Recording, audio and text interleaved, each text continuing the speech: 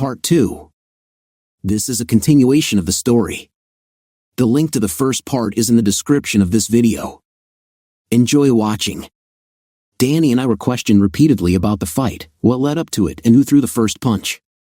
The officers seemed almost thrilled to have a sheriff's deputy involved in the incident. About 30 minutes later, a royal blue Ford F-150 crew cab pulled into the lot, and I saw Danny take a deep breath as he recognized the driver. It was Pat Quinn, the sheriff of Mason County. He walked straight over to where Danny and I were standing by one of the ambulances. Danny opened his mouth to speak, but Pat shot him a stern look and said, "Not now." Pat approached Captain Sturgeon. "So what's the story, Pete?" "Well, it looks like one of your deputies was involved in an altercation tonight," Sturgeon replied. "Yes, it seems that way," Pat said, clearly annoyed. "What do you have so far on how it started?" "Two of the guys are on their way to the hospital. Seems your deputy and his friend worked them over pretty good. The other three say Randy was provoked by Anderson and your deputy." "I hope you thought to get Danny's side of the story," Pete Quinn said, obviously irritated. "We're going to get everyone's statements to ascertain exactly what happened," Pat replied. "Trust me, I know how law enforcement works," Pete shot back. "Yeah, well, I'm going inside to talk to the manager," Pat said, walking toward the door. "What good is the manager going to do? She was inside the whole time. You see those little bubble-like things on the corners of the buildings? Those are video cameras. I'm guessing at least one of them caught the whole incident on tape. I'd also bet there are cameras inside that captured whatever led up to this." Pete seemed momentarily flustered. "Yeah, I know there are cameras, but we still have to get statements." "Well, you might save yourself some time by asking the manager to check the video and audio," Pat suggested as he entered the building. "Tell you what, Pete, I'll go ahead and do it for you," Pat added, shaking his head. The group of patrol officers, a sergeant and a lieutenant, stifled giggles, embarrassed by their captain's oversight. It was clear they hadn't noticed the cameras either. I hadn't until Pat pointed them out. To a casual observer, they blended in with the building's exterior lights. Sturgeon grudgingly followed Pat inside the restaurant. They were in there for nearly 30 minutes, and my hand was growing increasingly painful. Finally, Sturgeon and Quinn emerged. "We've decided to charge Randy Jones, Wade Ryan, and the rest of their buddies with assault, public intoxication, and disorderly conduct," Sturgeon announced. Danny and I were informed we wouldn't face any charges, but were cautioned not to get our hopes up, as the investigation would continue. The possibility of disorderly conduct charges still loomed over us. Danny was optimistic, believing we wouldn't be charged, but I was anxious. By the time everything was wrapped up, it was nearly midnight. Randy and Wade would learn of their arrest at the hospital. We had each undergone a breathalyzer test. Danny and I registered as 0.04 and 0.05, well below the legal limit, while the others tested between 0.15 and 0.20. "Are you guys proud of yourselves?" Quinn asked as he approached us. "Pat, it wasn't our fault," Danny tried to explain. "I know," Quinn replied. "I saw the tapes. You two were provoked inside the restaurant and let those idiots follow you all the way to the parking lot, leading to a physical altercation. The part that was your fault was not having the common sense to call a cop when they started to follow you out here. What did you think was going to happen?" Danny and I exchanged glances, unable to muster a defense. "Guys like that," Pat continued, "are only looking for one thing, a reaction. And you gave it to them." "Look, Pat," Danny started, but Quinn cut him off. "Don't even start with me. How do you think I'm going to explain to people that one of my deputies was in a bar drinking, then got into a very public confrontation and ended up drawing his own firearm during it? Oh God, Pat, the guy drew a knife on me. I had legitimate reason to fear for my life." "I know, Danny. If we're being technical, you probably would have been justified in using your weapon. But would that make you feel any better?" Danny, looking chastened, replied, "No. It's my fault, Sheriff," I chimed in, hoping to deflect some of Quinn's ire from Danny. "It's both your faults," Quinn corrected. "How do you think Chief Van Dyke is going to react when he hears about this? Think he'll give you a big pat on the back?" "Definitely not," I said sheepishly. "My boss, Chief Gerald Van Dyke, was obsessively concerned with the department's image, and I could be facing a suspension regardless of whether I was charged. You didn't think about that detail, did you? Quinn continued. I'm sure I'll have to pay a hefty overtime bill to cover your shifts for the next few weeks. All right, Pat, you made your point, Danny interrupted. We got goaded into a fight, but it wasn't just some random bar brawl. This guy had it out for Dalton. He confronted us the moment they walked in and was being a jerk from the start. I nodded, feeling the weight of the situation. I had been in a relationship with Darla Jones for over 6 months. She had been living with him for about 3 months, he said, glancing at me. Yeah, a little over 4, I replied. Danny continued, Darla and Randy were getting a divorce and were only a month away from finalizing it. Then Randy comes back to town, makes all kinds of overtures, and starts sleeping with Darla behind Dalton's back. She ended up leaving Dalton to go back to Randy. Tonight was just Randy throwing it in Dalton's face, trying to make him look weak in front of the whole restaurant. I winced at Danny's word choice, but I noticed Sheriff Quinn did too. He started to calm down, rubbing his face, and the tension seemed to dissipate. Randy Jones, Randy Jones, Randy Jones, Quinn said, shaking his head as he paced. You know who he is? I asked. Hell yes, I know who Randy Jones is. He's an idiot. Christ, I gave that guy his first OWI about 6 years ago when I was still with Red River PD. Danny and I chuckled a bit. Look, guys, Quinn said, now calmer, I'm going to step down from my soapbox. People like Randy Jones are only good at provoking others and getting a reaction. I expect you, Danny, to be better than that. I know Chief Van Dyke expects more from you too. Dalton, you both are the good guys here. People like them would love nothing more than to bring you down to their level. You have something to lose, not Randy and his friends. Okay, I get it, I said. Danny, take Dalton over to the emergency department to get that hand looked at, Quinn instructed. Will do, Pat, Danny replied as I handed him the keys to my car, knowing he was in better shape to drive. Before we could leave, Quinn approached my vehicle again. I rolled down the passenger side window. Just one more thing, Dalton, Quinn started. I know you said your relationship with Darla Jones was over, but have you considered how all of this might affect her? Honestly, no, and I don't really care, I admitted. I told her the day she left that I wasn't going to be her backup plan. I warned her it was just a matter of time before Randy fell off the wagon. Frankly, I'm surprised it took this long. Yeah, me too, Pat said. But you want to know something? My ex-wife and I didn't end our marriage on good terms either. We got even less friendly after the divorce. But even after everything, I still care about Clarissa. I bet you probably still care about Darla too. So, if I were you, I'd be concerned about how tonight's events might impact her and the kids. They have 2, a boy and a girl, I replied. You and Danny did a number on Randy and his friends tonight. Once Randy sobers up and gets bailed out, how do you think he'll feel knowing he got beaten up by his wife's lover? Just some food for thought.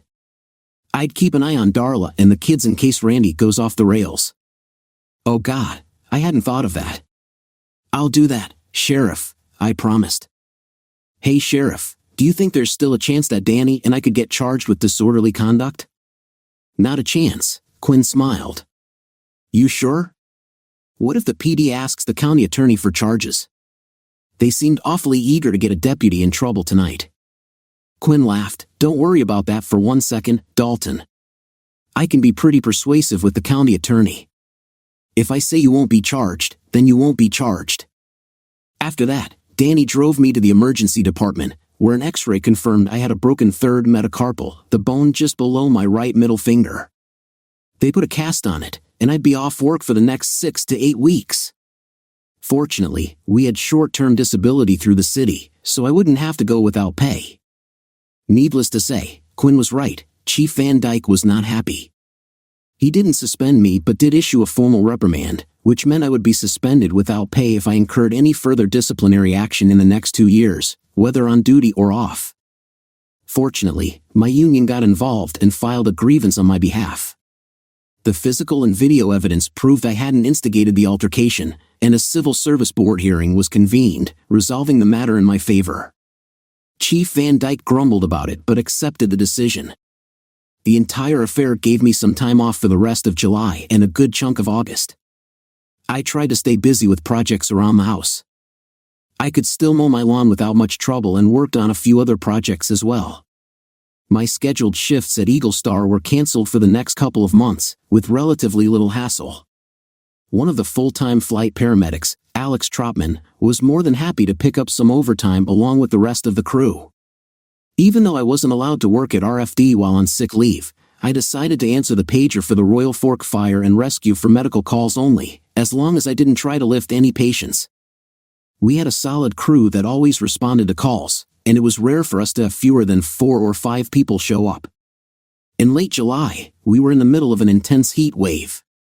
Temperatures hovered in the mid-90s, which isn't so bad compared to some places in the Southwest, but in the upper Midwest, the humidity was consistently 85% and higher.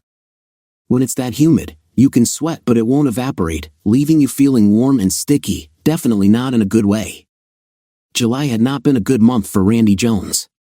He had indeed been charged with assault, public intoxication, and disorderly conduct, and he was missing a few teeth. He was probably going to serve a minimum of 30 days in jail, and possibly up to 60, depending on whether his court-appointed attorney could get the charges reduced. The public intoxication charge would only land him a night in jail, but Randy was also facing the very real possibility of losing his lucrative welding job with one of the oil companies up north, where he was making about $50 an hour. He had been staying in company-provided housing for a week at a time, working 12 to 16-hour days and making good money, but he was spending it just as quickly. Darla and the kids were still in the same apartment building they had occupied before the divorce was filed, so it was clear Randy hadn't improved their financial situation much. The combination of the insufferable heat and his personal and legal problems created a volatile situation. Anyone in EMS or law enforcement could tell you that domestic assaults tend to spike during heat waves. On that Friday afternoon, the temperature was still 96 degrees Fahrenheit with 95% humidity, making the day absolutely unbearable.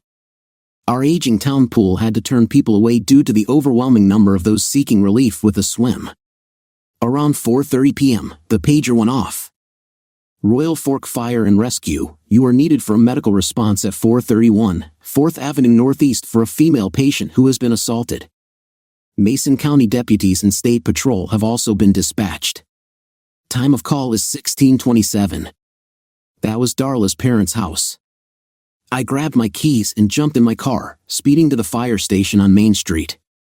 The ambulance was already out front with emergency lights flashing. I quickly hopped aboard, where Jake Herman was our driver. Meg and Diana were on board, along with Misty Kafir, another volunteer EMT. I sat up front with Jake, manning the radio. Mason County Dispatch, this is Royal Fork Rescue Adam 401. You can show us en route to 431 4th Avenue Northeast. We'll be staging approximately 2 blocks away until you advise that law enforcement is on the scene. 104, Adam 401. Mason County Deputy 17 to 15 is almost on scene and will advise when it is safe to approach. Copy, Adam 401. It took us less than 2 minutes to arrive in the area, and my stomach felt like it was filled with butterflies. Dispatch, Adam 401 is in the area. Please advise when we can approach. Copy, Adam 401, 17 to 15 advises that the suspect has left the residence and it is safe to approach. 10 to 4, dispatch. You can show us on scene.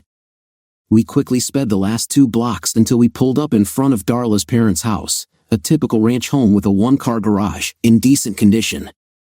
Darla's dad, Butch Kent, had worked at the town lumber yard his whole life. He wasn't wealthy, but he did well enough for his family. Danny greeted me as we approached the house, shaking his head as I walked up the front porch steps. Inside, I saw Butch and Cecilia, Darla's mom, weeping and kneeling by the sofa next to their daughter. My heart sank as I took in Darla's battered and bruised body. Darla's left eye was completely swollen shut, and she had a nasty open cut above her left eyebrow that had bled badly. Her left cheek appeared swollen and misshapen. Her bottom lip had been injured so severely that it had punctured through, and she bore numerous bruises and abrasions on her forearms, indicating she had done her best to defend herself. Her right wrist was badly broken, bent at an unnatural angle.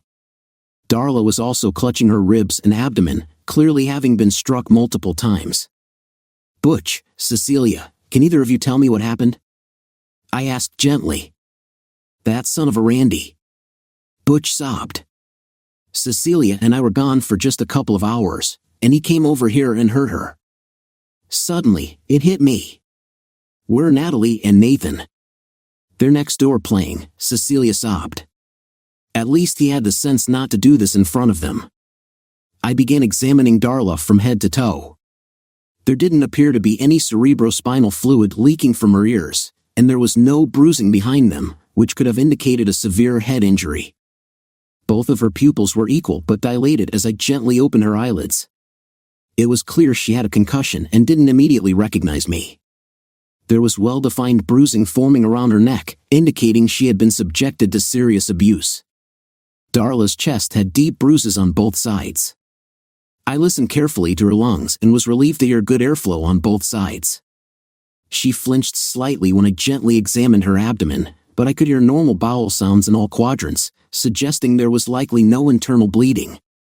I didn't want to expose her too much in front of her parents, but I needed to check her entire chest. I gently lifted her t-shirt, only to be startled by what I saw, markings on her skin that were clearly indicative of violence. I quickly put her shirt back down, realizing that Butch would have been furious and likely would have sought out Randy. "Let's get the cot in here and prepare for transport," I instructed the rest of the crew. Jake and Misty went to the ambulance to retrieve the cot while Meg and Diana monitored Darla's vital signs. Her blood pressure was slightly elevated at 145/95, her pulse was 55, and her respirations were between 8 and 10 per minute, indicators that she might have a closed head injury. However, it could also be temporary due to the concussion. We wouldn't know for sure until she had a CT scan at the hospital. Her oxygen saturation was 97%, which was reassuring. We gently moved Darla from the sofa to the cot and secured her in place. She whimpered slightly as we did so, but we quickly got her into the ambulance and prepared to leave. Jay jumped back up front to drive while Meg, Diana, Misty, and I took care of Darla in the back. I grabbed the 4 kit and started in 4 in her right hand, thankful for my left-handedness, which allowed me to work efficiently. A good sign was when Darla began to wake, opening her right eye as I inserted the needle. Darla seemed lucid for a few moments as I started the 4, but a horrified look crossed her face when she recognized me. She appeared humiliated and embarrassed to be seen this way, immediately closing her one good eye and turning her head to the left to look away. "Darla, can you hear me okay?" I asked softly. She didn't respond verbally, only nodding her head yes as tears began to fall. "This is only going to sting a little bit until I get the 4 in, okay?" She winced as I carefully advanced the needle, hitting a good vein in her left hand, which rewarded me with a quick flash of blood in the 4 catheter. I removed the metal stylus, applied pressure to the vein, and attached the 4 tubing, starting a slow drip of normal saline. Diana applied the patches from our cardiac monitor, which showed that Darla's heart rate had increased to around 70 beats per minute, and her blood pressure had improved to 132/88. I continued to ask her questions as I treated her during the ride to the hospital. I took a bottle of sterile water, wet a washcloth, and gently cleaned some of the blood from her lips, nose, and eyes. We also applied a splint to her right wrist, which was clearly broken, but thankfully she still had a good pulse and color in her right hand. Darla responded to my questions by tenderly shaking or nodding her head, continuing to cry softly and refusing to look at me, and felt completely helpless to do more to alleviate her pain and suffering. Suddenly, it became clear that my confrontation with Randy just a few weeks ago had played a large part in what happened to Darla. I began to feel immense shame, but it was obvious that Darla felt an even greater degree of shame, embarrassment, and humiliation. Everything I had predicted would happen with Randy had come to pass. For some reason, I couldn't help myself. I stood up from my seat, straddled the lower end of the ambulance cot, and sat down facing Darla. I gently lifted her legs and scooted closer, unbuckling the belts that secured her to the cot. I helped her to a sitting position, which was awkward due to the soft splint on my own right hand. I carefully placed Darla's injured right arm behind my back and softly pulled her into my embrace. Darla immediately buried her head in my shoulder, being mindful of her swollen, wounded left eye, and began sobbing uncontrollably. I said nothing, just looked forward towards the front of the ambulance and held Darla, doing my best to let her know that at least for the moment, she was safe. "Oh God, Dalton," she sobbed, "I'm so sorry, I'm so sorry." She continued to wail, and I could feel the tears welling up in my own eyes. The other 3 girls in the back of the ambulance said nothing, just watching us, their eyes filling with tears. Diana and Misty had to cover their mouths to keep from sobbing. I nodded to Meg and asked her to please make a quick report to the hospital to let them know we were getting close, which she did. I continued to hold Darla, gently soothing her and telling her everything would be all right. By the time we reached the hospital, she had calmed somewhat but was still whimpering from time to time. I rose from the cot, gently laying her back down and securing the cot straps back in place. I took her left hand in mine as we wheeled her from the ambulance into the emergency department at Holy Family Medical Center. We gently slid her from our cot to the bed. Shelley Steens, the nurse in the ER, took charge of Darla as we wheeled her in, and I could see the look of shock and horror on Shelley's face, dumbfounded at the kind of monster who could do this to someone they professed to love, someone who was the mother of their own children. 30-year-old female, personal physician, Dr. Laughlin, victim of an assault. No blood or CSF present in the ears. Obvious right wrist fracture, severe laceration and swelling to the left eye, and a puncture wound to the bottom lip. Heavy bruising to both sides of the ribs. Abdomen is soft, lung sounds and bowel sounds are all clear and present. There are bite marks on both sides of the chest. I could see and hear Shelley gasp as I said that. 18-gauge Ford in the left hand with normal saline running TKO. "Did you give her anything for pain?" Shelley asked. "Negative. Good chance she has a concussion at a minimum, and we didn't want to suppress the CNS any further." "Okay, Dalton, thanks. I'll take it from here," Shelley said as she started getting Darla settled in. I turned and looked back into the room as Darla weakly called out to me, "Please don't leave me. Will you please stay with me?" I didn't know what to do or say. "Your mom and dad are both on their way to the hospital. In fact, they're probably here right now. Your kids are going to stay at the house next to your parents." "I don't care, Dalton. Will you stay with me? Please don't go." "I have to go, Darla. I need to return with the ambulance to write the report and help get it back in service. I'm sorry, but I really can't stay." Darla started crying again as I gently pulled my hand away from hers and walked to the door of the room. I gave her one last look before leaving, suddenly feeling like the biggest jerk in the world. I couldn't stand to look at her beaten body anymore. I couldn't bear the shame. I walked back out to the ambulance garage and saw the rest of the crew just finishing up getting the ambulance put back in order. I had grabbed the necessary paperwork and hospital insurance forms and set them on the front passenger seat. It dawned on me that Jake, Misty, Meg, and Diana were all staring at me. "What?" I asked, somewhat annoyed. "Dalton, can we talk?" Diana asked. I put down the paperwork and followed her outside, around the corner from the ambulance garage. "What are you doing?" she demanded. "What do you mean, what am I doing?" "I'm helping get the ambulance back in service." "Yeah, I can see that, but why?" "Because the call is over and it's time to go home," I said. "You need to get back in there and be with her, Dalton.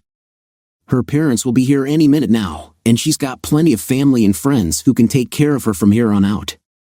You know she needs you more than anyone else right now. Don't deny it. What do you want me to do?" "What I want is for you to step up, Dalton. All of us saw what happened in the back of that ambulance on the way in here. The best thing you could have done for her today is exactly what you did, just be there for her. Holding her like that was the best support she could have gotten. Well, I did it, and now it's time to go home." Diana said, "You don't get off that easy. What more do you expect? Dalton, you're part of the reason for why this happened. I do not accept that, and you have no business trying to put that on me. Oh God, I don't control Randy Jones."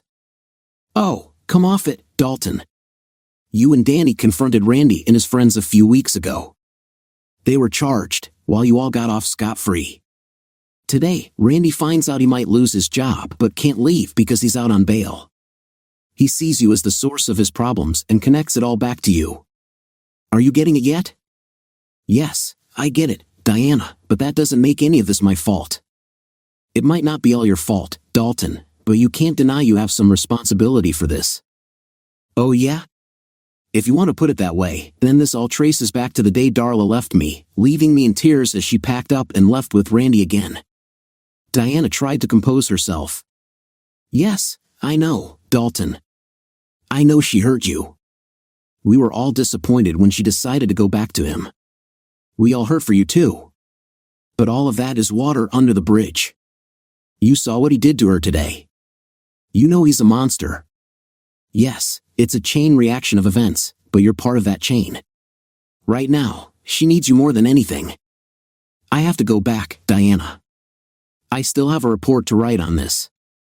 Oh, for goodness sake, Dalton, give me the paperwork. I can write the report just as well as anyone. I know your password to the computer. I'll type it up and sign your name. I turned and shook my head.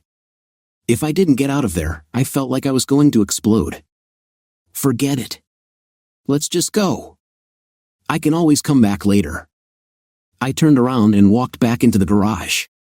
It was clear that Jake, Misty, and Meg had been listening to the whole conversation. They stood there, looking disapproving. I took a seat in the front passenger seat. Jake was about to turn the key when he paused. On second thought, he said, I think I'll ride in the back with the girls.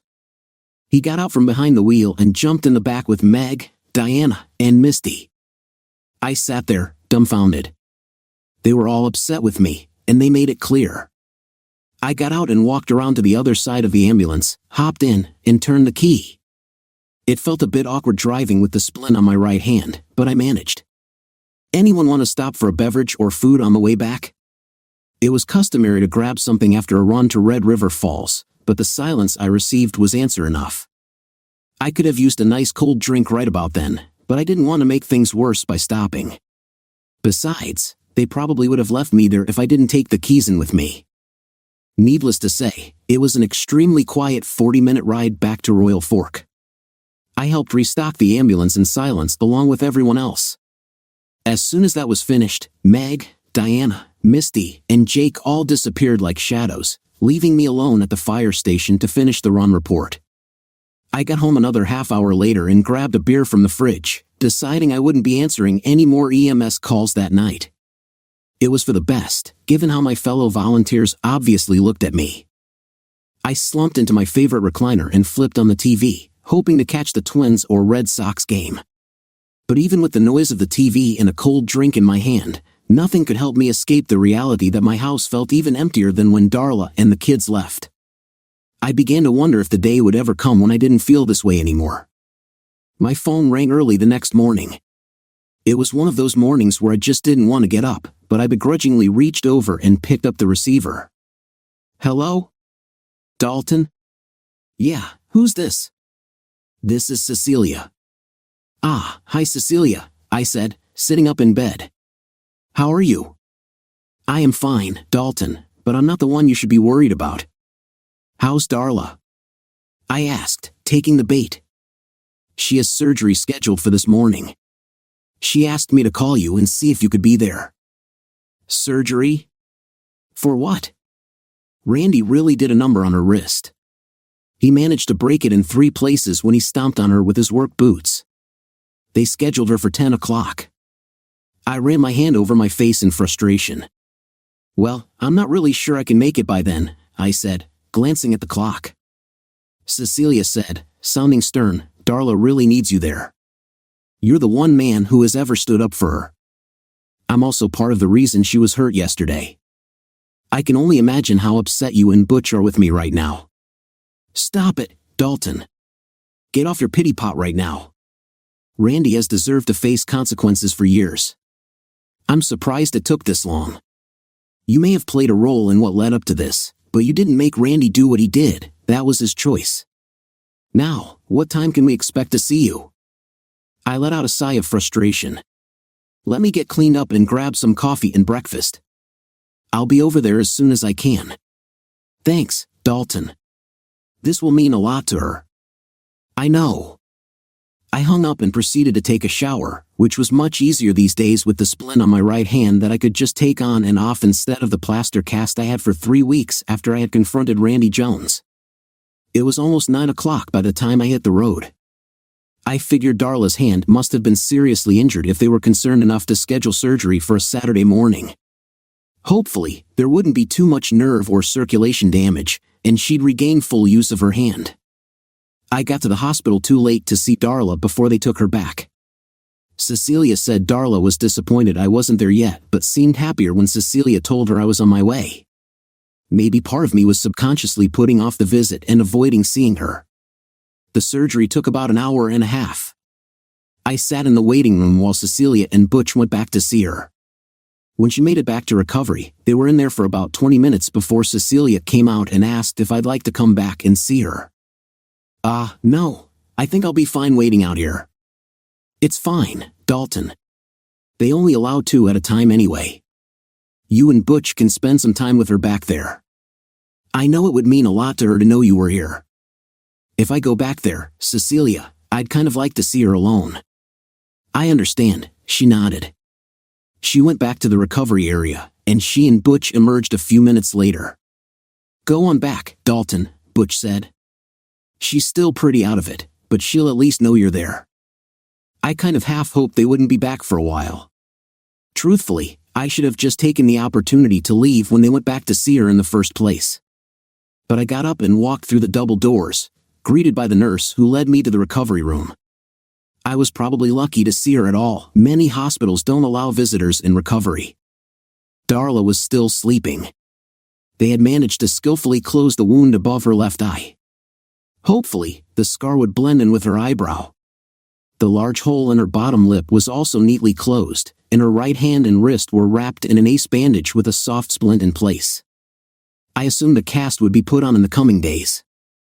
I found it ironic that we both happened to have injuries to our right hands. I stood there for almost 20 minutes, just staring at her.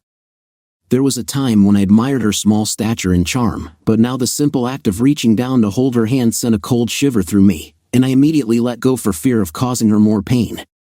As I did, Darla stirred and asked who was there. I said nothing and decided it was time to go. I couldn't bear to look at her any longer, knowing I had a part in what put her there.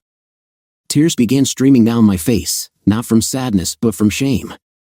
I walked back out to the waiting area and found Butch and Cecilia still sitting there. They asked if anything was wrong, and I said no. I fibbed and told them she was stirring a bit and asking for them. They both smiled and got up to head back to the recovery room. I was just about to reach the end of the hall when I punched the elevator call button and heard Butch behind me. Dalton, wait up a second. I turned to see him rushing toward me. Dalton, I just wanted to say that Cecilia and I really appreciate everything you've done for Darla. Yeah, right, I said, fighting tears again. What's that supposed to mean? It means, I said, stepping inside the elevator, that I'm partly to blame for why she isn't here in the first place. Much to my surprise, Butch stepped inside with me. Now listen to me, Dalton. This is not your fault. Yes, it is, Butch. I'm surprised you and Cecilia can even stand to look at me right now. I let Randy provoke me, and he took it out on Darla. Yes, he did, Dalton, but you're the first one that's ever stood up to him. He knows you're not going to let him push you around. If I were 20 or 25 years younger and in better health, I would have handled it myself. My friend's boss was right, I said, shaking my head. He even warned me this would happen, I just didn't listen. The elevator opened on the main level, and I started walking toward the front entrance with Butch following close behind. Cecilia and I tried hard to talk Darla out of going on a date with that guy, but she wouldn't listen. I know how stubborn she can be. But if you give her another chance, she won't let you down again. I don't know, Butch. I think I've caused enough damage. It's time for me to fade back into the background. I turned toward him, shook his hand quickly, and started walking faster to my car. Butch, with his bad hip, could never keep up. Darla got out of the hospital the following day. The only reason they kept her another night was that her blood pressure was a little low after the surgery. She ended up going back to her parents' house for a few days. The problem was that no one seemed to know where Randy Jones was. An all-points bulletin had been released along with a be on the lookout for his vehicle. Everyone decided it was in Darla's best interest to find a safer place to stay. Cahan Manufacturing graciously gave her a leave of absence until she got everything sorted out. Unfortunately, she wouldn't be paid, but at least she wouldn't lose her job. A few weeks later, Darla and the kids moved into the Karen Cumberland House, a modern, secure women's shelter in Red River Falls. The facility had complete video monitoring and panic alarms throughout, allowing residents to quickly call law enforcement without needing to dial 911. Any panic alarm would send police rushing to the specific area of the building. Heavy reinforced doors and bullet-resistant windows made it nearly as secure as a prison, designed to keep threats out rather than in. There was also a secure room at the entrance where visitors could wait for a resident, and they could be searched before entering. I returned to work at the fire department shortly after Darla and the kids moved in. My hands still hurt from time to time, but I could lift patients and perform all my paramedic skills with little to no trouble. I mostly avoided Darla since she got out of the hospital. It hurt too much to see her because she left me, but I also had to accept my part in her getting hurt. I tried to deflect responsibility when people called me out on it. I guess I didn't want them to think I was a bigger jerk than necessary. Eventually, I found the courage to visit her, so I drove over to the Cumberland House after one of my shifts. I brought gifts for Natalie and Nathan and a nice bouquet of flowers for Darla, steering clear of roses and opting for lots of carnations. I wasn't sure what sentiment I was trying to avoid expressing, but it felt like the right choice at the time. I walked in the front entrance and rang the buzzer at the security door. A small opening similar to a mail slot opened, and I could see the eyes of an African-American woman staring back at me. I knew someone inside could see me on the video camera as well, so she probably knew I wasn't a threat before she opened the slot. "What do you want?" she demanded in a thick accent. "I'd like to see Darla Jones if possible," I replied, a bit sheepishly. "Darla know you're looking for her?" "Well, no, not really." "You're supposed to call ahead if you want to see somebody," she warned. "Oh, I see. I'm sorry. I guess I can come back then. Can I just leave the flowers and gifts with you?" She eyed me. "What kind of uniform is that you're wearing?" "My uniform? Oh, well, I work for the Red River Falls Fire Department." "You kind of look like a cop." I laughed. "No, I'm definitely not a cop." "See here," I said, pointing to the patch on my right sleeve. "That's the patch of the Red River Falls Fire Department." She mumbled. "You still look like the police." "What's your name, anyway?" "Dalton. Dalton Anderson." "Wait right there," she said, closing the slot. I could hear her call out on the intercom system, "Hey, Darla Jones, there's some firemen here for you." Kind of cute for a white boy too. I felt my face turn beet red as I could hear the women inside hollering and whistling at the announcement. Soon, a loud buzzing came from the door, indicating it was unlocked, and I proceeded to let myself in. On the other side stood Darla. She looked great, well, at least a lot better than the last time I saw her. There was just a slight scar above her left eyebrow and another below her lip where she had been injured. All the bruising on her cheeks and neck had faded, and the only visible reminder of her ordeal was the removable cast on her right forearm. "Hi," I breathed, my heart pounding in my chest. "Hi yourself," she said, smiling. We hugged awkwardly and briefly, mostly because of the flowers and gifts I was carrying, but also because we were unsure of each other. "I just thought I'd drop by on my way home from work and say hi to you and the kids," I said, trying to sound casual. "That's so sweet, Dalton." "They've really missed you," she replied, visibly fidgeting with her hands. Can we go see the kids?" "I have some presents for them." "Sure, they'll be thrilled." "They're upstairs in the playroom." Darla led me into the great room, which served as a multi-purpose area for dining and other activities. The shelter had a commercial kitchen, and all the residents assisted in preparing meals. We passed through another set of secure doors as Darla guided me upstairs to the second floor, where the residences were located. Some rooms were for single occupants, while others had multiple rooms for those who brought children. Darla's residence consisted of 2 small bedrooms, a common room, and a bathroom. It was cozy and comfortable for the 3 of them. We passed through another secure door to the 3rd level, which contained more residential rooms and a large activity area for the children to play. As we entered the play area, both Natalie and Nathan shrieked, "Dalton," and came running toward me. I hugged them tightly, feeling a lump in my throat. The kids gave me a grand tour of their play area, excitedly sharing how much fun they were having at the Cumberland house. I was happy for them, knowing they had other children to play with, but I couldn't help but notice the sheer number of kids there and the fact that the shelter was nearly at capacity. I had been there for nearly 2 hours when Darla was called away to help the other women prepare lunch. The shelter employed 2 full-time cooks, but the residents also contributed to meal preparation and daily cleaning.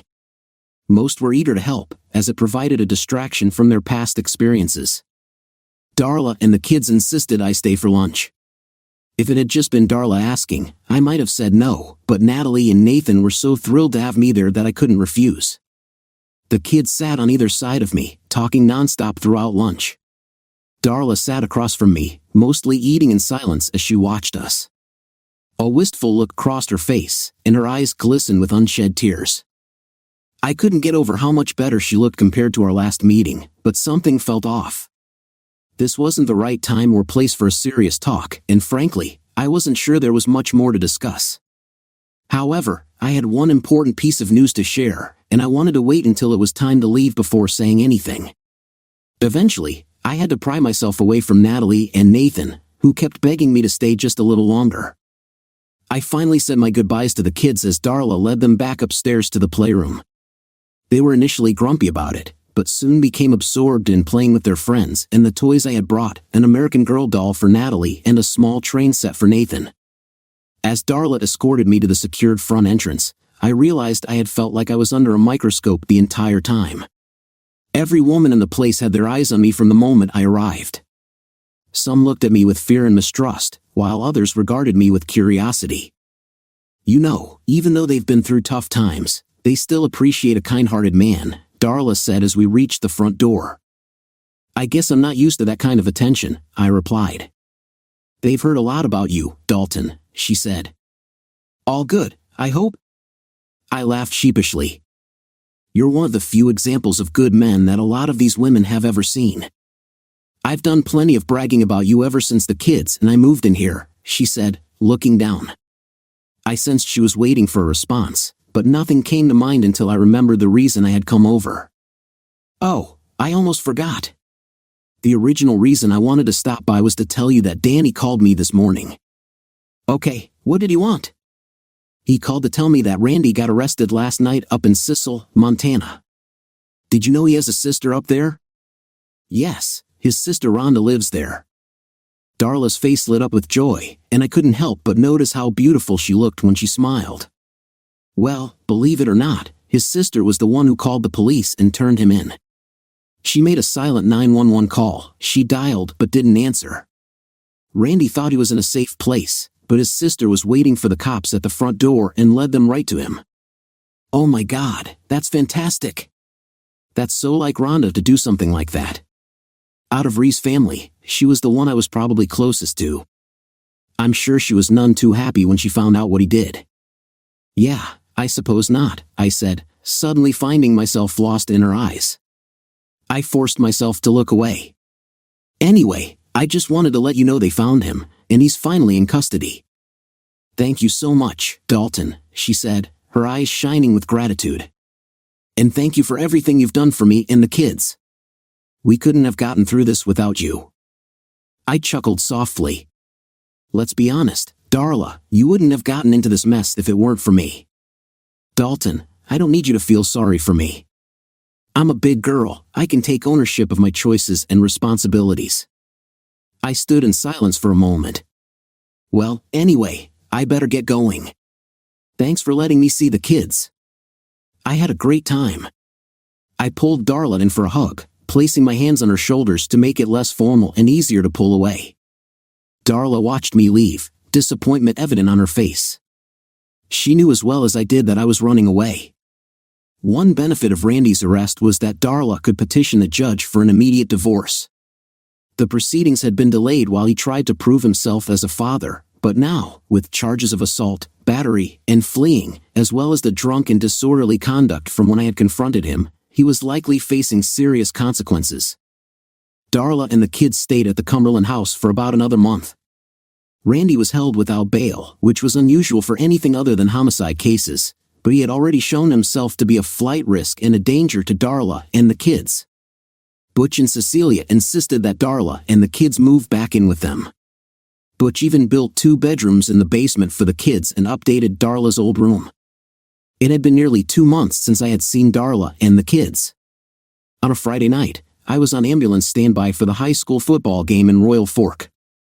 It was early autumn but unseasonably warm. I was working with the usual crew, Jake, Meg, Diana, and Misty. We sat next to the ambulance, waiting for a player to get hurt but hoping it wouldn't happen. The Royal Fork Raiders were down by a touchdown, but as they drove toward the end zone, I noticed smiles spreading across Meg, Diana, and Misty's faces, not because of the game. I looked to my left and saw Darla walking toward us. She wore a sleeveless denim dress and ankle-high boots that made her look effortlessly stylish. As she approached our group, the others greeted her warmly while Jake sat there, clearly surprised. "I could sure use a Coke," Diana said. "Me too," Meg chimed in. "I think I'll go along," added Misty. "Jake, go get a drink," Diana urged. "Nah, I'm all right," he replied, still mesmerized. "Jake, you're thirsty. Get your butt over here and get a drink," Diana exclaimed. Jake finally snapped out of it and reluctantly walked to the concession stand, still stealing glances at Darla. I turned my attention back to the game as Darla took a seat next to me. "I'll give you one thing," I said. "You and the girls sure know how to ambush a guy." "I had to get your attention somehow," Darla replied. I sighed. "What's the point?" "You know what the point is. Dalen, how long are we going to keep avoiding each other? How long until we finally clear the air?" "I'm not avoiding anyone. As far as I'm concerned, there's really nothing else to say. We tried something, it didn't work. You went back to Randy, and that didn't work either. Now we're both single and free to pursue whatever we want." "Really? That's it? It's that simple?" "Well, it sure seemed simple enough the day you left. I wanted you to stay and talk, but you didn't.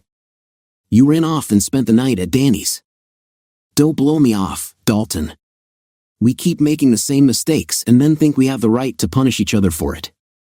It's time to stop that. We need a clean slate." I laughed.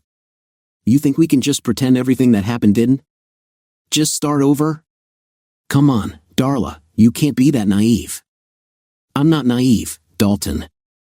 I'm not going to pretend the last 5 months didn't happen, but the only way to move past it is to talk, something we should have done from the beginning." I shook my head. "There's nothing to talk about. I think you still have feelings for me, Dalton. And that scares you." "It scares me too because I know I still have feelings for you, but I'm not afraid to face it." "Oh, poor Darla. I'm not a coward. I go into burning buildings for a living. I do things most people can't or won't." "Then prove it. Have the courage to sit down with me and talk everything out." The crowd roared as Royal Fork scored a touchdown, and we paused our conversation until the game resumed. Darla stood up. "Do you work tomorrow, Dalton?" "No," I grumbled. "Back on shift Sunday. I'm going to be at your house tomorrow at 8 o'clock sharp. I expect you to be there, awake, dressed, and ready to talk.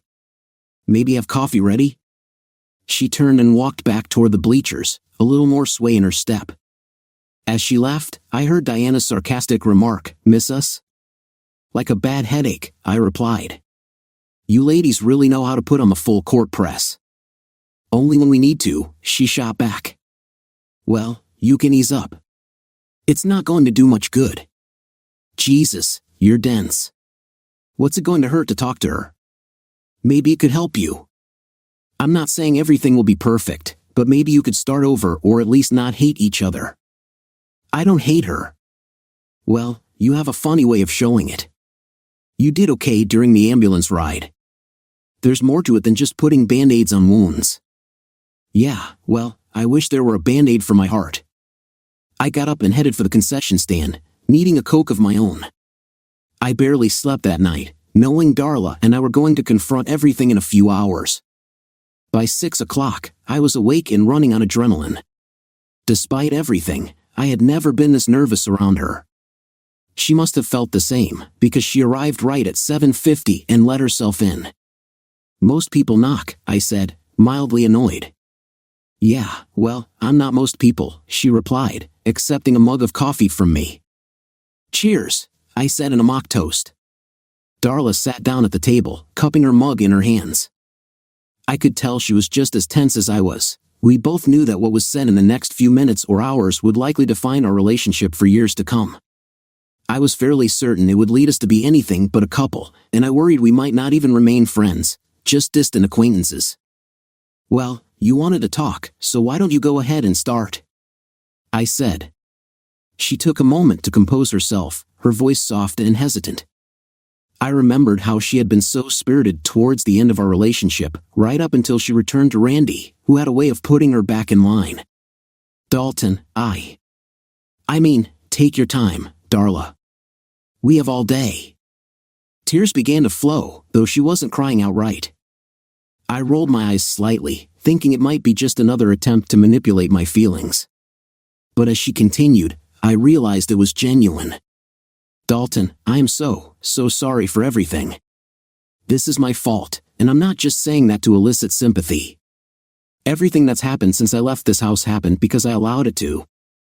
I let Randy back into my life. I let him manipulate me. I fell back into something familiar, even though the future I had with you was so much brighter. That doesn't make any sense, Darla, I said, confused. She took a deep breath. All my life, men have been drawn to me. It started when I was young. An older boy in the neighborhood took an interest. My father caught him one night outside my window, and he was furious. He confronted the boy's parents, threatening them if he ever saw him near us again. After that, I began to receive attention from boys, but it wasn't always the kind I wanted. Other girls resented me for it, and most of the boys only saw my appearance, not the real me. Every time I dated someone, as soon as we were out of sight of adults, they made advances. It got to the point where I felt like I couldn't trust anyone. I struggled with feelings of sadness and humiliation. I even contemplated the worst escape from it all. Then Randy came along in high school. He said all the right things and made me feel safe. I didn't realize he was manipulating me. He was after the same things everyone else was.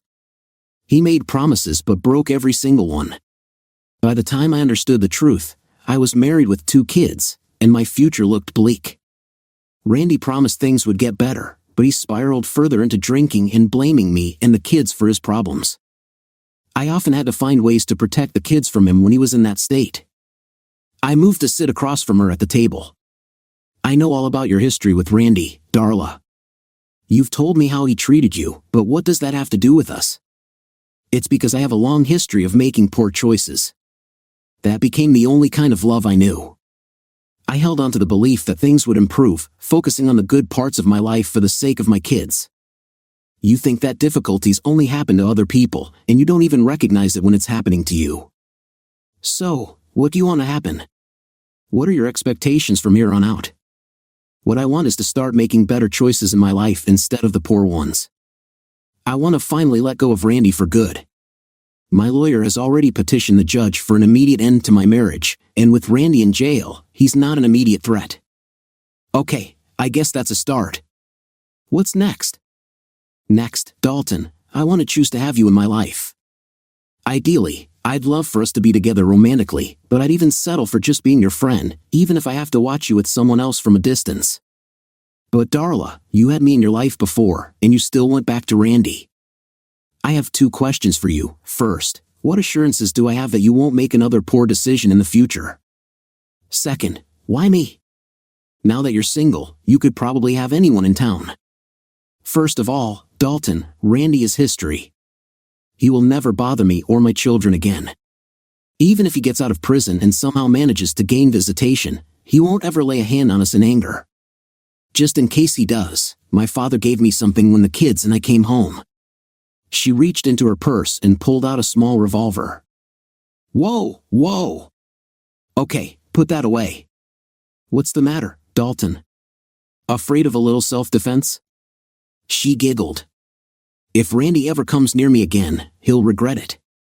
I won't shoot to kill, just to defend myself. All right, Annie Oakley, just put it away. Fine, she said, tucking it back. But one of our future dates is definitely going to be at the shooting range. Dad took me there a few weeks ago, and I loved it. Switching gears, I asked, what makes you so sure we're going to date? Can I even compete with Randy? Dalton, Randy is in the past. He doesn't compare to you at all. What he said doesn't matter. Trust me, you are so much more than he ever was. I wasn't sure how to respond. Well, it still bothered me. Come on, Dalton. Please just give me another chance. We'll take it slow, I promise. I'll work hard to regain your trust. Okay, but why me? You could have anyone you want. I want you, Dalton. I deserve you, and you deserve me. For too long, I settled for what everyone else thought I should have. Guys like you always seemed out of reach. That's not true. You're just another example of why good guys finish last. It is true. You're the kind of guy most girls want, but some of us only went for the bad boys because we never thought we had a chance with good ones.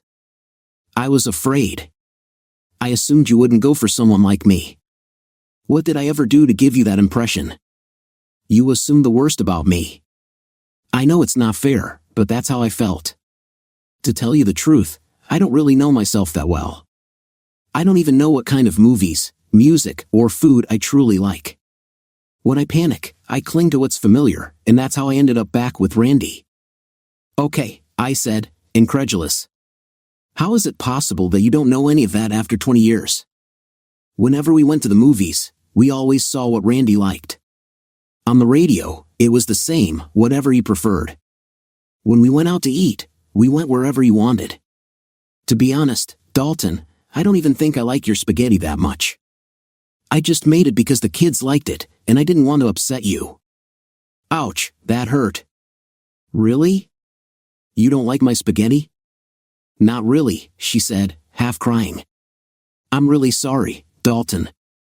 Suddenly, everything began to make sense. Here was a woman who had spent years trying to make everyone else happy. Her sense of self-worth was tied entirely to how those around her perceived her. If Randy and the kids were happy, she felt fulfilled. If Randy praised her, she felt beautiful. If he insulted her, she probably believed it, even though I doubted she ever strayed during their marriage. Darla was like a blank canvas, and for the first time, she had the chance to choose the colors and shapes of her life. As someone once told me, a ship is useless if it's dragging an anchor, and sometimes that anchor must be cut loose, not because it's worthy, but because the ship is. It was time for Darla to set her own course, and she could do that now that Randy was gone for good. She had tasted freedom before and appreciated it even more now, knowing Randy had nothing to offer her or the kids. Do you like Chinese food at least? Dalton, I don't even know if I prefer hamburgers or hot dogs, she said, wiping away her tears. Well, we better figure it out then, because I absolutely love Chinese food. Where are Natalie and Nathan? They're at Mom and Dad's. Let's go get them. Where are we going? She asked as I grabbed a jacket. We're going on a field trip. What kind of field trip? A field trip to discover the real Darla Jones. We drove over to Butch and Cecilia's to pick up the kids. While there, I made Darla pack an overnight bag for herself and the kids. I still had my work duffel in the car, so I was all set with a change of clothes, but I made sure we had swimsuits too. Natalie and Nathan were ecstatic about the impromptu mini vacation. We headed east and eventually caught I-94 into the Twin Cities. I kept the destination a secret and had arranged for a coworker, Neil Boyd, to cover my shift the next day. We arrived in Minneapolis just before noon and headed south into Bloomington, one of the larger suburbs. Our destination was the Mall of America, a place Darla and the kids had never visited, while I had been there numerous times since it opened. Natalie and Nathan were practically bouncing with excitement about the rides, but I told them we had to eat first. We ended up at one of the top-level restaurants, the Imperial Sichuan Palace, a gourmet Chinese restaurant. The aroma was intoxicating as we entered. "Oh my God," Darla exclaimed. "I don't even know what to get." "Some of it looks delicious, but some looks kind of unusual. Why don't you just grab a plate and sample a bit of everything?" I suggested. She nodded, and I chuckled as I watched her carefully consider her options. There were nearly 50 entrees to choose from. Finally, she picked a few items, and we all sat down. The kids loved the chicken on a stick and piled their plates with crab rangoon, which was outstanding. Darla tried bite-sized portions of about 15 different items, but at the end of the meal, it was clear that Chinese food wasn't her favorite. "I'm sorry, Dalton. I just don't think it's for me. Everything is either too spicy or too salty. I know you like this kind of food, but it's just not me." "That's okay," I said. "No big deal. You're not mad, are you?" "Not at all," I assured her. "I mean, aren't you at least glad to know for sure that you don't like Chinese food?" "It's not a crime to have different tastes," Darla responded, reaching across the table to hold my hand. It felt good to look deep into her eyes again, but I knew for both our sakes that we needed to take things slowly. After paying for the meal, we headed back out onto the concourse. Since Darla wasn't thrilled about the Chinese dinner, I suggested we stop by the A&W stand for some root beer floats, which the kids loved. Darla even ordered some onion rings for herself. "Now these I can definitely say I like," she chuckled. It was great to see her smile again, and little by little, I was soaking in the warmth of being with Darla, Natalie, and Nathan. It felt almost like a family again.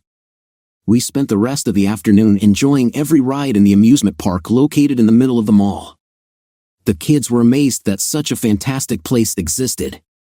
Natalie was tall enough to go on just about every ride, while Nathan got a bit upset about not being able to join in on the bigger ones. However, I managed to sneak him onto Paul Bunyan's log ride, thanks to the chaos of a long line that day. By 6 o'clock, I announced it was time to call it a day, which led to groans of disapproval from the kids. Darla scolded them, reminding them how lucky they were to be out on a weekend. I also told them I had another surprise. We drove just a few blocks north to check into a large suite at the Recent Hotel, home to the Water Park of America, one of the largest indoor water parks in the Midwest. Once we settled into our suite, which had a king-size bed and a sleeper sofa in the main room, with a separate bedroom for the kids featuring bunk beds, we ended up swimming until 10 o'clock. Darla was a bit stressed since the kids were used to being in bed by 9 o'clock at the latest. Exhausted from the long, fun-filled day, the kids fell asleep almost as soon as their heads hit the pillows. Darla protested when I insisted she take the bed while I used the sleeper sofa. "That's absolutely insane. There's more than enough space for both of us," she said. I sighed. "If we're going to reboot this and give it another shot, I think we should take it slow. I don't want us to mess it up again." "Well then, can I at least get a kiss goodnight?" she asked. "Now that I can do." We shared a tender, brief kiss, but Darla leaned in for something more. Instead, I held her in my arms, savoring the warmth of the moment.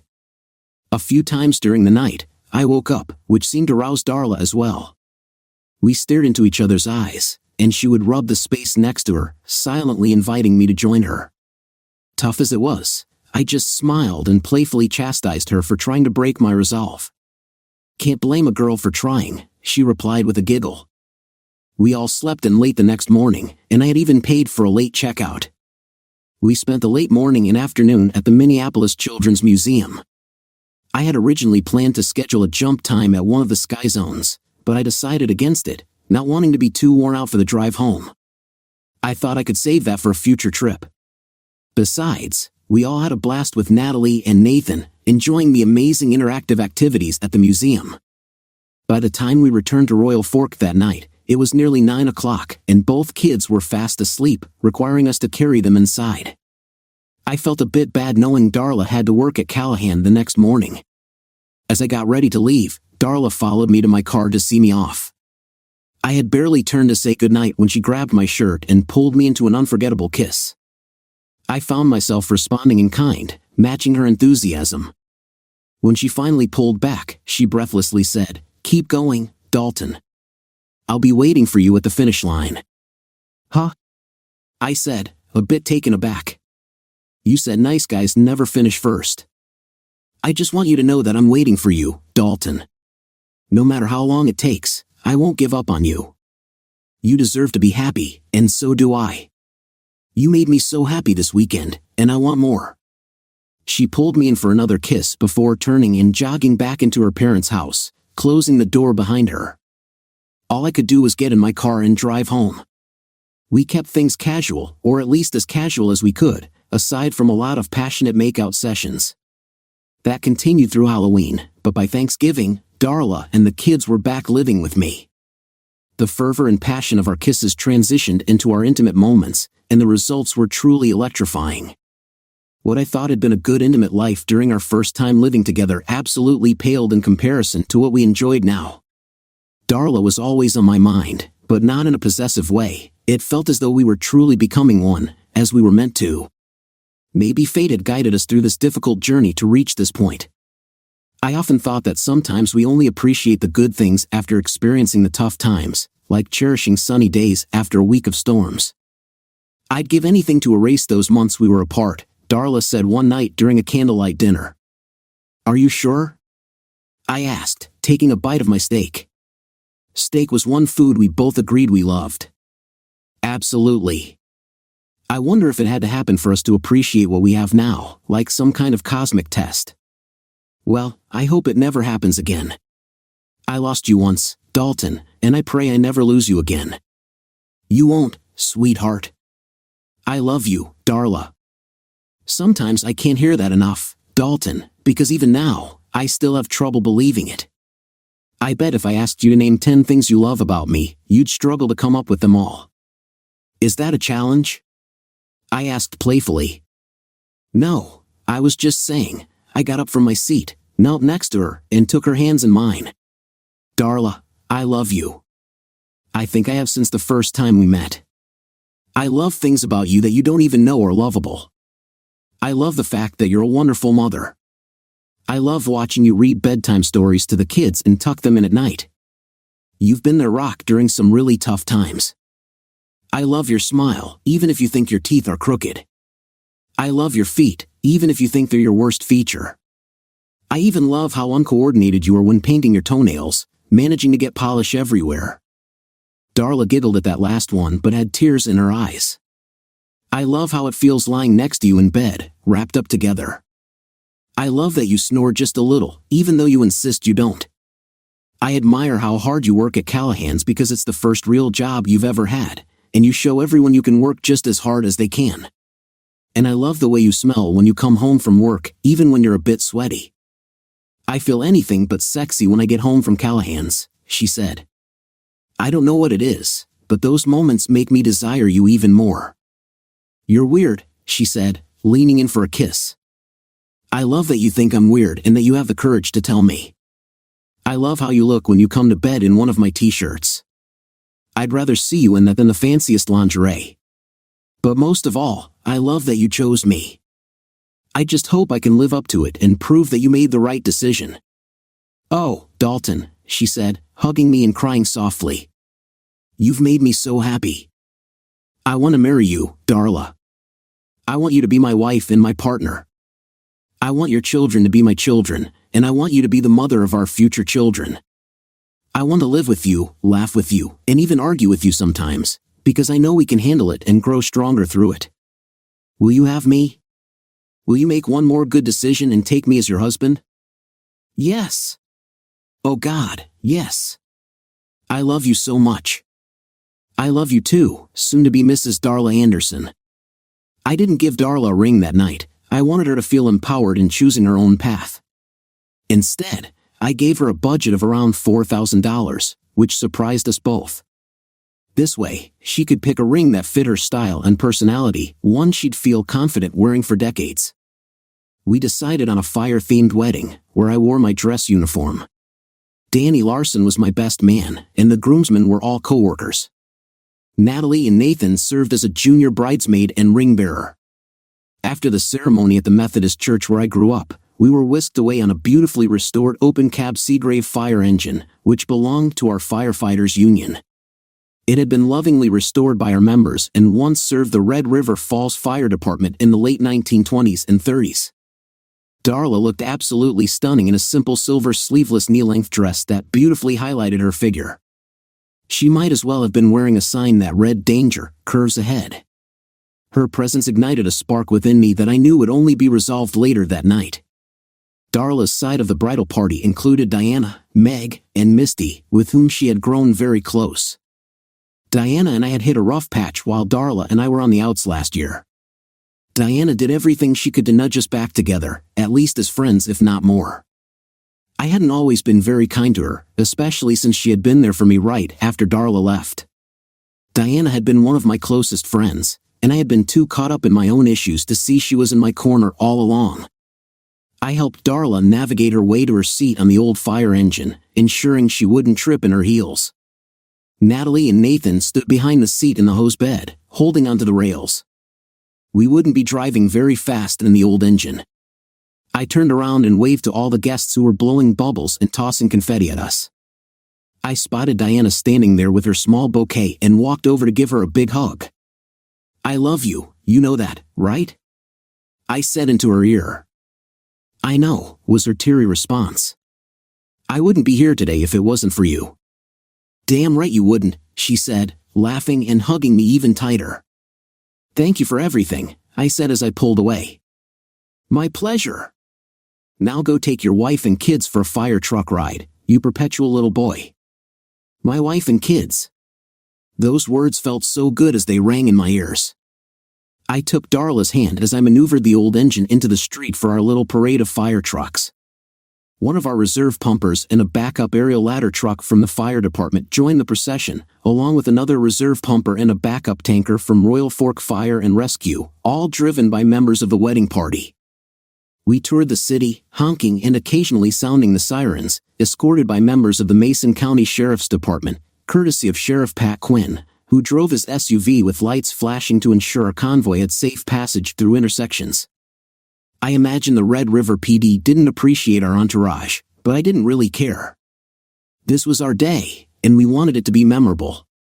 Some citizens might complain, but Chief Andy had approved it, as long as we reimbursed the fuel, which was no big deal for a 25 to 30-minute cruise.